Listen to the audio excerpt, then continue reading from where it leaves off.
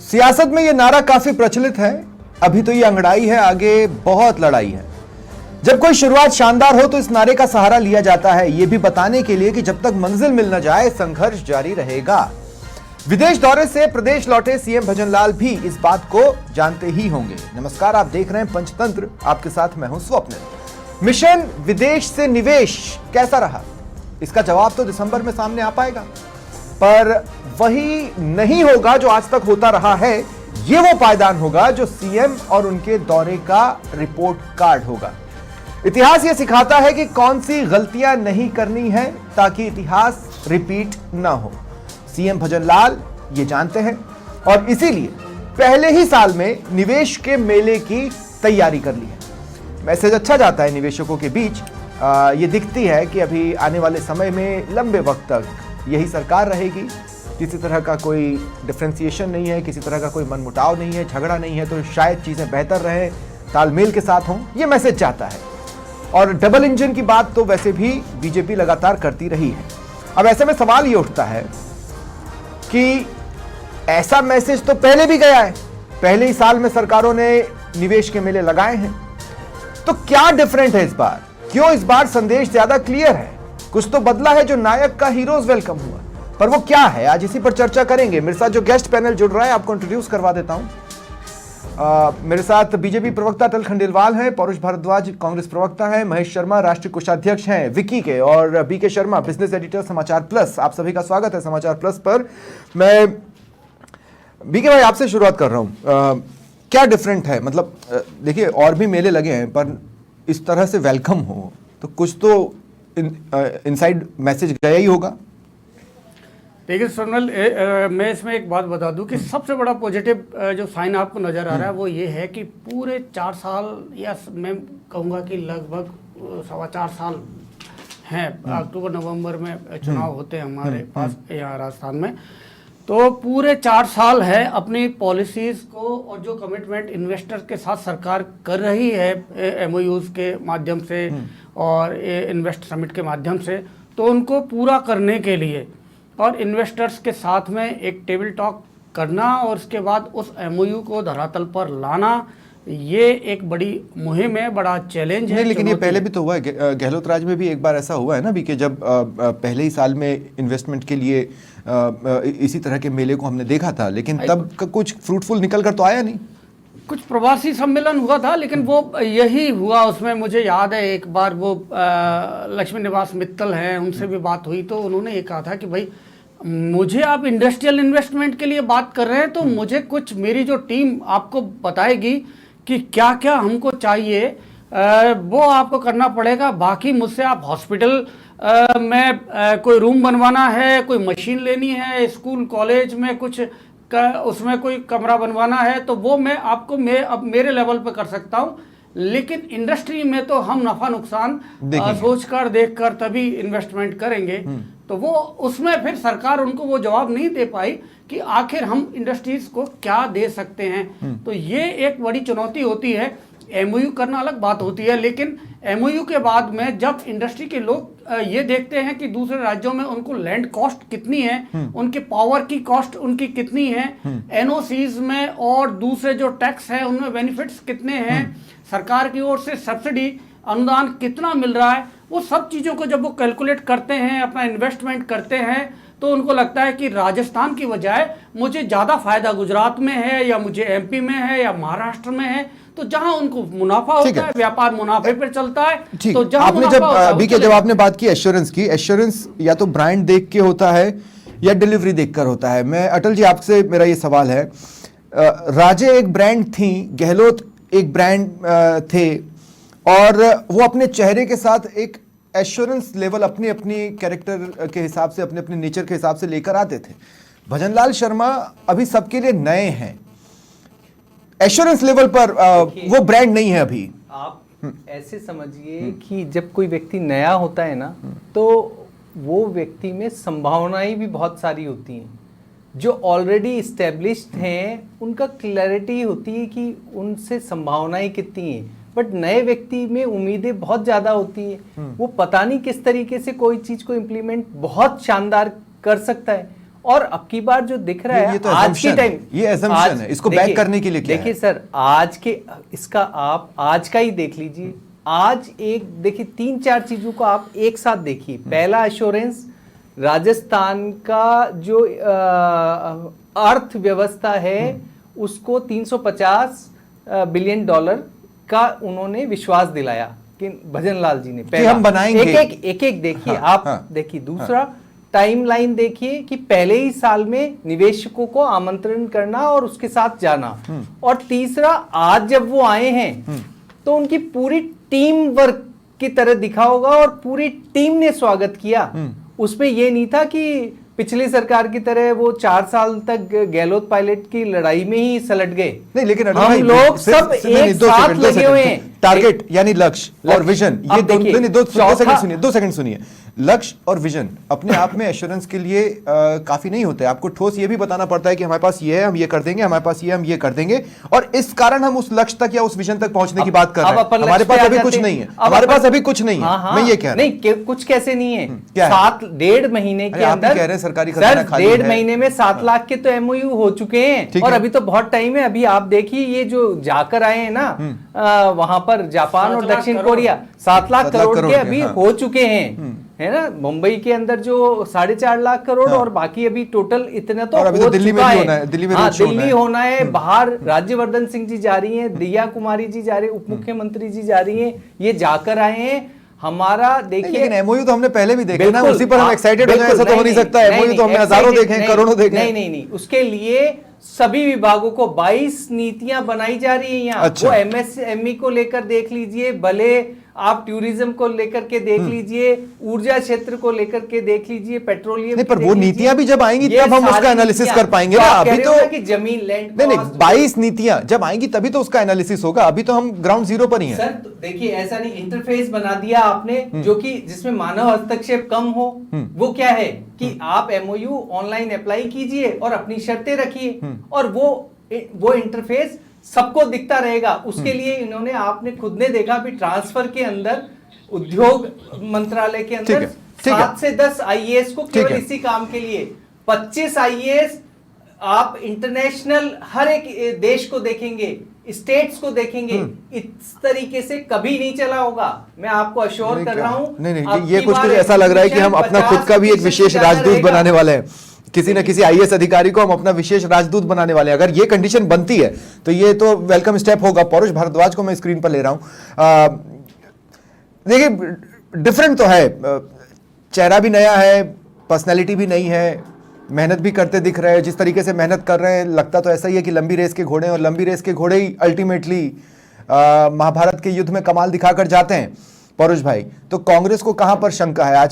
आज की जो ग्रैंड वेलकम की तस्वीरें रही हैं या हीरोज वेलकम की जो तस्वीरें रही हैं, वो अच्छी तो नहीं लगी होंगी कांग्रेस को? नहीं स्वप्निल भाई, देखिए मैं इस बात को कहना चाहूंगा कि एक कहावत होती है कि कहीं पे निगाहें कहीं पे निशाना। पिछले इस सरकार के बनने के 9 महीने, पिछले 9 महीनों की जो कुप्रबंधन और कुनीतियां रही, जिसकी वजह से प्रदेश को गर्मियों में जल संकट झेलना पड़ा, बिजली संकट झेलना पड़ा, बाद में जब बारिश से जब यहाँ पर अतिवृष्टि हुई, उसके नहीं, बाद बिजली वाला छोड़ दो आप, बिजली वाला छोड़ दो। देखिए आप, वो तो आपकी दूरदर्शिता थी, वो तो आपकी दूरदर्शिता थी पौरुष भारद्वाज जी। छोड़ के भाग नहीं, 2 मिनट अनिल भाई, जब मैं आपके साथ था। प्रबंधन मंत्री, नहीं, पौरुष भाई सुनिए। नहीं, और मुख्यमंत्री जी इन्वेस्टमेंट के नाम पे पौरुष भाई देखिए क्या है ना, बिजली तो आपकी दया थी। बिजली तो जो था ना, बिजली की जो स्थिति का हमने सामना किया, वो तो आपकी कृपा दृष्टि थी जो हम पर बरसी। नहीं, हमारी कृपा दृष्टि नहीं थी स्वप्निल जी। अरे दादा, वो आपका जो राज्यों को महंगी दर पे कोयला खरीदने के लिए मजबूर किया। देखिए मैं दूसरी बात आज वाले टॉपिक पे करना चाहूंगा कि आप शायद भूल रहे हैं, आपने जो डील की थी वो डील हमें भारी पड़ी। नहीं देखिए, ये स्वागत किस बात का करा रहे हैं, इस बात कोई और को मिलता है, वैसा सा है कि दिन दहाड़े चोरियां हो रही है, दिन दहाड़े डकैतियां पड़ रही है दिवाली में। नहीं, लेकिन अच्छा पौरुष भाई, क्या ये बात आश्चर्यजनक नहीं है? क्या ये बात आश्चर्यजनक नहीं है कि नहीं सुनिए ना, मैं ये बोल रहा हूं कि क्या ये बात पौरुष भाई आश्चर्यजनक नहीं है कि जितने कुप्रबंधन की आप बात कर रहे हैं, नहीं सुनिए तो सही परुष भाई, जब प्रदेश की जनता को बाहर में ठीक है, बाहर ठीक से है, जूझने ठीक के है, लिए छोड़ता हुआ ठीक चलेंगे। है, आपके जो आपदा राज्य ठीक है। मंत्री ने कार्यवाही सवाल नहीं, मुझे भी अच्छा लगा कि हम अच्छे विपक्ष के हाथों में हैं, वो सरकार पर बराबर नजर रखा रहेगा। हमें भी बहुत अच्छा लगा इस बात को जानकर परुष भाई। लेकिन एक सवाल मैं आपसे लेना चाहता हूं कि कोई व्यक्ति एक यज्ञ पर निकला है, ठीक है, आप ये बोल रहे हैं कि प्रदेश में ये बेकार है, और होगा शायद, क्योंकि विपक्ष का तो काम है उन सारी चीजों को खोजकर उसको सबके सामने लाना, मैं उससे मना नहीं करता हूं, वो स्थितियां होंगी। लेकिन इन सबके बावजूद 1.5 महीने के सफर में 7 लाख करोड़ से ज्यादा के इन्वेस्टमेंट का या तो प्रस्ताव आ जाना या फिर निवेश का रास्ता बन जाना, वो ये बताता है कि चीजें शायद उतनी बुरी नहीं है जितनी आप और हम समझ रहे हैं। सुखदेव जी, देखिए, मैं आपके सवाल का जवाब देने से पहले इस आपके सवाल के साथ जो है एक अटल जी की बात कनेक्ट करना चाहूंगा। अटल जी ने कहा कि साहब हमने नए मुख्यमंत्री बनाए हैं, और जो आपने इनसे पूछा कि भाई कोई ब्रांड नहीं है फिर भी क्या कर पाएंगे, और ये बोल रहे हैं बोले नए आदमी में असीम संभावना होती है। अटल जी, आपके घर में गाड़ी जरूर होगी, मैं आपको सुझाव देना चाहूंगा कि आप किसी ऐसे व्यक्ति को उस पर ड्राइवर रखिएगा कि जिसने सबसे पहले कभी भी जो है ना 2 व्हीलर भी नहीं चलाया हो, जिसने कार चलाना तो बहुत आप तो कमाल की बात करते हैं भाई, उसमें अपार आप कमाल की बात करते हैं भाई। किसी व्यक्ति ने अगर ट्रेनिंग ली है, नहीं, परुष भाई, लाइसेंस ले रखा है ना, तो सफर राहुल गांधी जब नए थे आपको उनमें असीम संभावनाएं दिख रही थी ना। ये बातें मत करिए। नहीं परुष भाई, जब राहुल गांधी और दूसरी बात है कि परुष भाई, जब राहुल गांधी नहीं थे तो आपको उनमें असीम संभावनाएं दिख रही थी ना, जो देश को नहीं दिख रही थी, सिर्फ अमेठी के बाहर तो किसी को नहीं दिख रही थी। तो अटल भाई का एग्जाम्पल उतना गलत भी नहीं है जितना आप बोल रहे हो। मैं तो इसी बात को कह रहा हूँ, अटल जी को कह रहा हूँ, अटल जी को नए आदमी में संभावना नजर आती है। अटल जी अपने घर की फैमिली जिस गाड़ी में जाती है, किसी नए व्यक्ति को 2 व्हीलर भी नहीं चलाया उसको सौंप दे गाड़ी, चला कार चला, बोले मेरे को तेरे ठीक है, ठीक है, ठीक है, ठीक है, ठीक है, 2 मिनट पॉलिटिकल स्टैंड से इधर एक बार इंडस्ट्रियलिस्ट चेहरे के पास भी चलते हैं, और परुष भाई एक बार इंडस्ट्रियलिस्ट चेहरे के पास भी चलते हैं और उन्हें भी सुनने की कोशिश करते हैं। महेश शर्मा मेरे साथ हैं, राष्ट्रीय कोषाध्यक्ष हैं विकी के, VICCI। शर्मा साहब, एक बात बताइए, क्या डिफरेंट नजर आ रहा है? मतलब क्या इंडस्ट्री इस चीज को लेकर एक्साइटेड होती है कि फर्स्ट टाइम पर्सन है, हो सकता है वो कुछ डिफरेंट कर दे, लेकिन फिर यही तो है, इंडस्ट्री इस बात से डर भी तो सकती है कि फर्स्ट टाइम पर्सन है, शायद ना संभाल पाए। नमस्कार जी, देखिए मेरा मानना है कि इंसान के पास विजन होना चाहिए। अगर वो फर्स्ट टाइम में है तो वो फ्रेश भी हो सकता है। और मैं थोड़ा सा इस डिबेट से अलग हटके एक व्यू देता हूँ कि जब भी आप देखेंगे कि कोई नया डायरेक्टर मूवी बनाता है तो उसके आइडिया फ्रेश होते हैं, तो ये तो कोई बहुत ज़्यादा मायने नहीं रखता है। मैं अटल जी की एक बात से थोड़ा सा प्रभावित हूँ कि 22 लोगों को, 22 बड़े अधिकारी और IAS को इन्होंने लगाया है, लगा रहे हैं जैसा ये बता रहे हैं। तो निश्चित रूप से अगर वो प्रॉपरली मॉनिटरिंग करेंगे और फॉलोअप्स लेते रहेंगे तो जो व्यापारी होता है वो व्यापारी हमेशा अपने व्यापार के फायदे के लिए कोई MOU करता है, ना कि किसी और के फायदे के लिए। तो अगर इनको प्रॉपरली ये सुविधाएं देते रहेंगे, कोई असुविधा आएगी उसको हटा देंगे तो निश्चित रूप से सफल होगा, मेरा ये मानना है। नहीं, लेकिन अब तक हमने देखा है कि हम इस मामले में तो बहुत सफल रहते हैं कि पधारो हमारे देश, लेकिन बस जाओ हमारे देश, इसमें हम उतने सफल होते नहीं हैं। एक्चुअली देखिए, ये सारा जो खेल है वो व्यापारी की मानसिकता जो है वो तब स्थिर होगी जब आप उसको वो प्लेटफॉर्म दे देंगे। वो पधार भी जाएंगे, वो रुक भी जाएंगे, वो रह भी जाएंगे। और उसमें केवल ये नहीं है कि हमने एक स्लोगन दे दिया या 1 साल उनको ढंग से कैटर कर दिया, इसमें निरंतरता चाहिए। और हर व्यक्ति, जो मैं जब राजस्थान के लोगों से मिलता हूँ, मैं बाहर भी जाता हूँ, तो राजस्थानियों में तो ये ज्यादा है, राजस्थान प्रेम, मातृ प्रेम। और राजस्थान जैसा तो दूसरा स्टेट हम देख भी नहीं पाते हैं जहाँ से व्यापारी हैं। आप देश में जाइए, आप विदेश में जाइए, तो ये सब कुछ संभव है। ये एक बहुत अच्छी योजना है जो पहले भी आई। अब उसको धरातल पे उतारना और प्रॉपर वे में उसका आनंद उठाना, ये एक सरकार और अधिकारियों पे निर्भर करता है। ठीक है, मुझे कोई भाई एज अ बिजनेस एडिटर कई सारे लोगों से मिलते हैं आप, कई सारी घटनाएं, कई सारी उनकी बातें आपको पता चलती हैं, ऑफ रिकॉर्ड भी कई बातचीत होती हैं। मैं आपसे ये कह रहा हूं कि 22 IAS लेवल के अधिकारी लगा दिए जाएंगे, इसका मतलब यह है कि ब्यूरोक्रेसी की अधिकता कर दी जाएगी। अब ब्यूरोक्रेसी की अधिकता या तो नैया डुबाती है या नैया पार लगाती है। पूर्व में जब ब्यूरोक्रेसी की अधिकता रही तो कोई ऐसा इंसिडेंस जो आप बताना चाहोगे जो जिससे सरकार को कोई सीख लेने की जरूरत हो तो वो ले सके? देखिए पिछली बार भी ये मॉनिटरिंग एक उन्होंने कमेटी बनाई थी चीफ सेक्रेटरी की किसने? अध्यक्षता में। किसने? ये गहलोत सरकार ने ठीक, भी हाँ, ओके। जो इन्वेस्ट समिट किया था उसके बाद में चीफ सेक्रेटरी की अध्यक्षता में एक कमेटी बनी थी जिसको मॉनिटरिंग कमेटी नाम दिया गया था कि जो एमओयू हुए हैं उनके लिए वो मॉनिटरिंग करेगी। उसमें सभी विभागों के अधिकारी थे जो राजस्व से संबंधित लगभग 12 विभागों के अधिकारी थे उसमें, और भी आईएएस अधिकारी।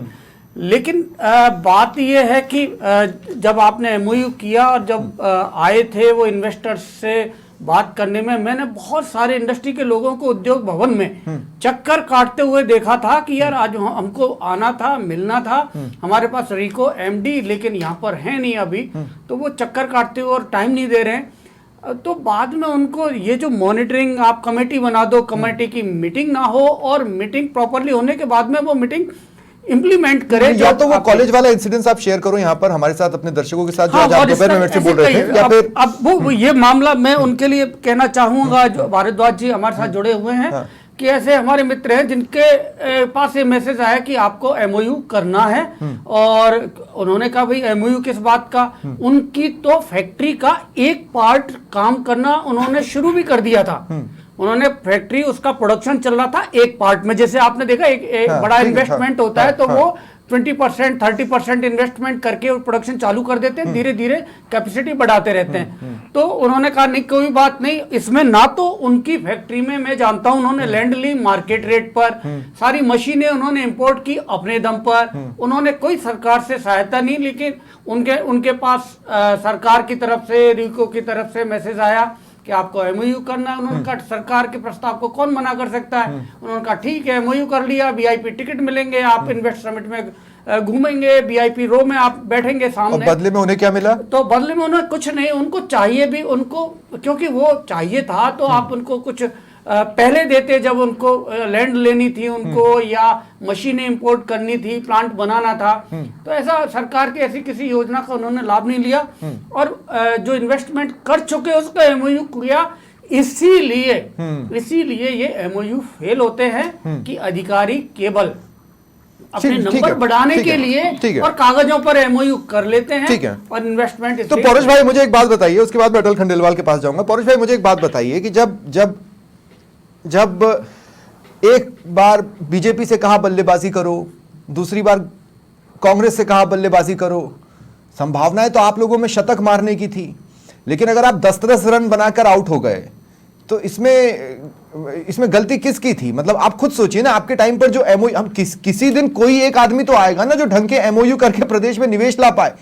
हम सिर्फ इस बेसिस पे कि आप भी 10 पे आउट हो जाओ और वो भी 10 पे आउट हो जाते हैं, हम उम्मीद लगाना छोड़ दें कि कभी किसी दिन सेंचुरी नहीं बनेगी, ये तो कोई बात नहीं हुई।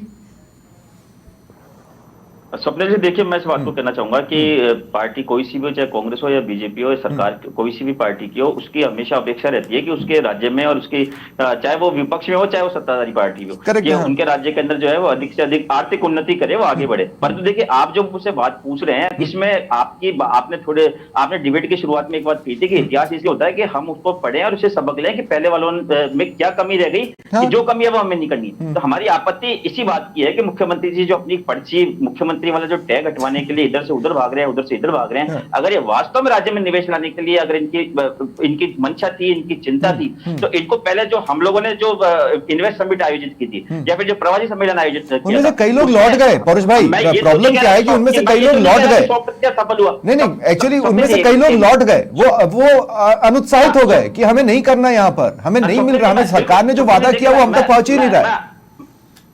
स्वप्निल जी मैं आप ही की बात कर रहा हूँ, मुझे मेरी बात कंप्लीट करने दें प्लीज। तो मैं इस बात को कह रहा हूँ कि देखिए दो आयोजन हमारे द्वारा हुए, मैं ये चीज नहीं कह रहा कि 100% हम सफल हुए, और ये भी चीज ऐसा भी नहीं है कि हम बिल्कुल असफल हुए। परंतु जैसा कि आपने कहा कि भाई 100 में से 10 रन बने, मैं 10 रन नहीं मानता, मैं 50 रन मानता हूँ, परंतु ये बात 50 तो नहीं था, 50 तो नहीं था, पासिंग मार्क्स भी नहीं थे। देखिए इसीलिए नहीं, अब देखिए ये पौरुष भाई क्योंकि नहीं, देखिए आर्थिक आंकड़ों पर चलती है। पौरुष भाई आपको सुनना पड़ेगा, पौरुष भाई अब आपको सुनना पड़ेगा। देखिए क्रिकेट के स्टैट्स और बिजनेस के स्टैट्स आंकड़ों पर चलते चलते हैं। आप कह रहे हैं कि आपने अर्धशतक लगाया, हाफ सेंचुरी भी सेलिब्रेट की जाती है बीके, इसीलिए मैंने आज बीके शर्मा को बिठाया है क्योंकि वो फैक्ट चेक करेंगे क्या अर्धशतक पड़ा था या पासिंग मार्क्स जो होते हैं 100 में से 33 वो भी टच कर पाई थी कोई। भारद्वाज जी मैं आपको सपोर्ट करता हूं, लेकिन इस शर्त पर मेरी बात सुन लीजिए। नहीं, परेश भाई, 5-7 ये बात सिर्फ आंकड़े में क्लियर क्लैरिटी रख लेते। समेट 5-7% से ज्यादा सफल नहीं हुआ, लेकिन ये बात कह सकते हैं कि रिसर्जेंट राजस्थान का भी आंकड़ा इससे ज्यादा नहीं था। हाँ, उनके हाँ। पास पूरा समय था, आपके पास ये इतिहास जरूर से थी कि कांग्रेस ने कोरोना सीख ले का सकती बहुत थी। बड़ा एक पीरियड था हाँ। और इसलिए वो धीरे धीरे खिसकते खिसकते लास्ट में आ गया था। इन्वेस्ट समिट सरकार उसे पहले करना चाहती थी, तो ये आपके पास 5-7% इज नॉट एक्सेप्टेबल। हाँ। 5-7% इज नॉट एक्सेप्टेबल। मतलब भाई ये तो प्लानिंग की बात है। गहलोत राज के बाद वसुंधरा राजे के इतिहास था कि हम किन चीजों को नेग्लेक्ट कर आगे बढ़े, किन चीजों को हटाकर आगे बढ़े। अब प्रॉब्लम क्या है कि गहलोत राज के पास भी वसुंधरा राजे का एग्जाम्पल था और वसुंधरा राजे के पास गहलोत राज का एग्जाम्पल था। अब भजन लाल के पास दोनों का एग्जाम्पल है। अब मसला क्या है अटल जी, मसला क्या है कि देखिए कोई बिजनेस बैकग्राउंड वाली पर्सनालिटी नहीं है भजन लाल, आप मेरी बात को समझिएगा, ठीक है। Market share, stocks, industries, law, इन सब पर उनकी कितनी होल्ड है ये हमें नहीं पता, है ना। ये किसी को भी अभी नहीं पता क्योंकि उन्होंने कोई ऐसा बिजनेस चैनल्स को या बिजनेस रिपोर्टर को कोई इंटरव्यू दिया नहीं है। तो हम बेसिकली अनजान हैं कि अगर उनमें ये एबिलिटी है या नहीं। अब मसला ये है कि ये चीजें इतनी पेचीदा होती हैं कि उसके रास्ते बताएंगी ब्यूरोक्रेसी, जिसकी आप ऑलरेडी अधिकता करने वाले हैं 22 अधिकारियों के साथ। देखिए ऐसा है स्वप्निल जी, भजन लाल जी महत्वाकांक्षी हैं और है। इसी महत्वाकांक्षा के तहत उनको अपने आप को प्रूव करना भी है और उसके लिए वो लग भी गए। पर तो दांव पर फिर प्रदेश व्यक्ति है को ना। कैसे देखा जाता है कि ये व्यक्ति ने आते ही सबसे पहले ईआरसीपी कर दिया, फिर ये समझौता कर दिया, फिर बिजली पेट्रोल घटा दिए, उसके बाद में फिर ये बिजली कहाँ घटा? पेट्रोल घटा दिया ना, बिजली तो बढ़ पेट्रोल गई। पर है ना, आपने बिजली तो बढ़ गई। आपने 31,000 देखिए मैंने बोल दिया परेश भाई, मुझे पता है। 31,000 मेगावाट के समझौते कर दिए जो हमको चाहिए, है ना, बिजली के वो कर दिए। सोलर ऊर्जा एनर्जी पर एमओयूज कर लिए। सोलर और ऊर्जा अब में आज की स्थिति में हमने बनाया था, जनता भूलना मत इस बात को। ठीक ठीक, क्या नहीं लेकिन बोल रहा हूं मैं, सोलर पे उसको कंपनी आई क्या समझिए हमारे कि पास? भाई 22,000 जो मेगा हमें पर डे 31,000 मेगावाट की जरूरत है और हम इस बार इसको अचीव कर लेंगे। तो ये हमने किया और मैं बोल रहा हूँ कितनी नहीं, तो फास्ट आप अचीव कर लेंगे, तेजी से कर लें। 2 सेकंड, अगर आप देखिए, अचीव कर लेंगे तो मुझे वो आंकड़े बताइए जिससे ये पता चल रहा है कि इस क्वार्टर में इतना, इस क्वार्टर में इतना और इसलिए लग रहा है ऐसा। अभी आप देखिए मैं हर चीज आपको है ना एक एक चीज बता रहा हूँ। आंकड़े में उसके बाद बताइए में ना। इस- भारद्वाज जी देखिए, को सौर ऊर्जा में नंबर पर बना, क्या कोई फायदा मिला राजस्थान नहीं को? आप मुझे इसलिए कि बताइए। इन्होंने जो भी एमओयू भी- किए उसमें भी। सब बाहर चली गई है बिजली। लेकिन इन्होंने बात क्या है, MOU इस फायदा तरीके से नंबर किया। बना के और आप पावर पावर सेक्टर में 21,000 मेगावाट बनेगी तो 10,000 का शॉर्टेज रहेगा। ठीक है। 10,000 का शॉर्टेज रहेगा। कंपनियों ने यहाँ उत्पादन किया, दूसरे राज्यों को बेच दिया।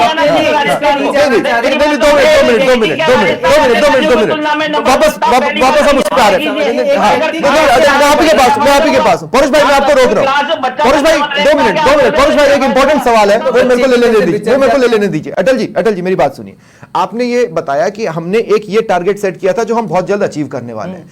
ये पता ऐसे चलेगा जब आप मुझे ये बताएंगे कि देखिए हमने इस क्वार्टर पे इतना अचीव कर लिया, इस क्वार्टर में इतना अचीव कर लिया। अभी आप 2 क्वार्टर्स के आंकड़े मुझे बता सकते हैं, तो आप 2 क्वार्टर्स के आंकड़े बताकर मुझे बता दीजिए कि ये लक्ष्य हम इस तरीके से हासिल कर रहे हैं, तो मैं समझ जाऊंगा कि हाँ। देखिए बात ये है कि सबसे पहले जो भी जैसे ईआरसीपी का समझौता होना था, तो अब इसमें आंकड़े क्या बताऊंगा मैं आपको। नरेना बांध पूरा हो गया, कंप्लीट होके वो उसका तो already उद्घाटन process में था। देखिए उसका जब OMV बन रहा सामने तो रख था दो। हमने उसका उद्घाटन आप समझ रहे हैं, उद्घाटन कर दिया। ठीक है। 3 बांधों के काम चल रहे हैं। ठीक है। आप समझिए एक व्यक्ति ठीक है, आ गई आपकी बात आ गई। महेश शर्मा जी, व्यक्ति महेश शर्मा का जी। है ना तरीका, ठीक है, आप अटल भाई। समझिए कि वो कैसे आगे ठीक बढ़ है, रहा है। महेश शर्मा जी। राजस्थान कर हाँ, दिया। ठीक है 2 मिनट परेश भाई, मैं रोक रहा हूं। महेश शर्मा जी। भाग भी रहे। अरे परेश भाई, इसीलिए मैं पहले आपके पास आया था भाई। 2 मिनट की बात। सजग कर रहे, ठीक है अटल भाई, मीडिया बनाने हाँ, के ठीक लिए है। आ प्रेरित गए, कर रहे हैं। आपका और पॉइंट भी क्या आ गया। चाहते हो आप? प्लीज महेश शर्मा जी, मैं आपसे ये बोल रहा हूं कि चैलेंजेस ये हैं कि हर कोई कॉन्सेप्चुअली तो ये बता देता है कि एक सिंगल विंडो राजस्थान में है। अच्छा, खास बात यह है कि वो सिंगल विंडो है जाम और उसके लैचेस खुलते नहीं, है ना। उसके लैचेस में पहले तो या तो पैराशूट ऑयल ला के डालिए या फिर मिट्टी का तेल डालिए ताकि वो लैचेस साले खुल सकें। उसके बाद जोर जोर से दूसरी साइड से निकल के धक्का देना पड़ेगा, तब वो खिड़की कहीं खुलेगी। अभी ये सारी चीजें ऐसी हैं कि जिनको वर्ड्स में पुटअप कर पाना भी बड़ा मुश्किल होता सही है। बात। उसको सॉल्व कैसे करेंगे? देखिए, मैं जो बोलने वाला था वो शायद आपने बोला है अभी कि प्रॉब्लम यही आती है, डिबेट्स तो हो जाती हैं और उसमें डिबेट में कुछ अच्छा भी निकलता है, पर उन पे अमल होना बहुत ज़रूरी है। ये विंडोज़ जो हैं वो प्रॉपरली वर्क कर रहे हैं, ये किसकी ड्यूटी है, ये तय होना ज़रूरी है। व्यापारी हमेशा इसमें ठगासा रह जाता है, वो सपने भी देख लेता है, वो अपनी सुविधाएं भी जुटा लेता है, जो कि एक बहुत मुश्किल काम होता है। व्यापारी के लिए अपनी कैलकुलेशंस को बना के रखना बहुत जरूरी होता है। बड़े बड़े जो घराने आपने देखे होंगे कभी कभी बिखर जाते हैं, उसका मसला एक ही होता है कि वो अपनी कैलकुलेशंस को बना के नहीं रख पाते हैं। वो सब बना लेते हैं, वो एमओयूज भी होते हैं, फिर वो धरातल पे क्यों नहीं आ पाते, ये एक बहुत बड़ा विषय है। सिस्टम मैं इसमें थोड़ा सा अपडेट करना चाहूंगा कि सिंगल विंडो सिस्टम नहीं है ये। यहाँ पर हमारे राजस्थान में स्वप्निल एक्ट बना हुआ है, ये कानून है। सिंगल विंडो एक्ट है यहाँ पर, और सरकार को ये उनमें अगर आप देखेंगे जिसका लंबे समय तक इस्तेमाल नहीं हो पाता कि आपके पास कोई एप्लीकेशन आती है, आपको इतने पीरियड में आपको उसका निस्तारण करना है। हाँ, करेक्ट। उसको यदि उसमें कमी है तो वापस की, जबकि मैं अभी भी अटल जी को जोड़ना चाह रहे हैं। 6 महीने तक फाइलें पड़ी हुई है। अटल जी शॉर्ट में जोड़िएगा, मुझे महेश शर्मा जी से दूसरा सवाल। बिल्कुल, मैं ना आपको शॉर्ट में बता देता हूं कि ये जो राजनिवेश पोर्टल जो बनाया है वो single window system actually interface बनाया है कि अब एमओयू आप उस पर डालें और उसके अंदर आप अपनी प्रॉब्लम भी डाल दें और आपको क्या चाहिए वो भी मानव हस्तक्षेप उसमें कम कर दिया गया है। समस्याओं के निराकरण के लिए भी बहुत से पोर्टल बने हुए, लोग उसमें अपनी समस्याएं डाल देते हैं, घंटों तक सुनवाई एक बार है ना, आप जाकर के अब की बार देखिए, एक्चुअली चेक करेंगे।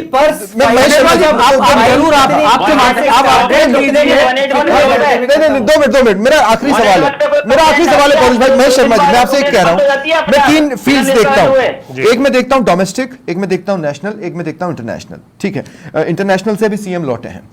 अब मैं बात करता हूं नेशनल लेवल पर और डोमेस्टिक लेवल पर। अगर आप डोमेस्टिक लेवल पर देखना चाहते हैं तो आपको एंटरप्रेन्योर्स के लिए ज्यादा सुगम होना पड़ेगा, ज्यादा सुलभ होना पड़ेगा। अगर मैं नेशनल लेवल पर देखता हूं तो नेशनल लेवल पर हम बहुत ज्यादा ब्राइट इन्वेस्टमेंट फ्रेंडली नहीं हो पाए हैं, और हम बात कर रहे हैं इंटरनेशनल इन्वेस्टमेंट की। कोई एक सजेशन जो इन तीन का एक प्रॉपर बैलेंस बनाकर दे इस दिसंबर में, आप देना चाहें? देखिए, मैं मानता हूं कि जो अभी विजिट हुई है इंटरनेशनली, ये निश्चित रूप से कुछ अच्छा इसमें से निकल के आएगा।